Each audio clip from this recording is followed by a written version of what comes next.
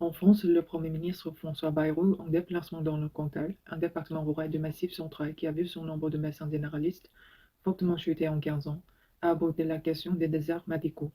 Un mouvement de grève et des manifestations de médecins et futurs médecins sont attendus en France en début de semaine prochaine. François Bayrou tente de temporiser et propose dans cette optique une mesure de solidarité qui obligerait les médecins à travailler jusqu'à 2 jours par mois dans ces zones sous-dotées. La présidente du syndicat des jeunes médecins y est favorable. Ce serait une bonne idée, parce que ça enlèverait les problématiques logistiques et notamment de locaux pour les médecins, parce que c'est souvent ça qui pose un problème pour aller s'installer dans ces endroits qui sont peu dotés en médecins. Du coup, ils pourraient exercer dans le cabinet principal dans un lieu de vie qui correspond à leur exigence de vie personnelle aussi, et ils pourraient se délocaliser de manière ponctuelle chaque mois pour aller donner un coup de main dans ces territoires peu dotés, a-t-elle argumenté.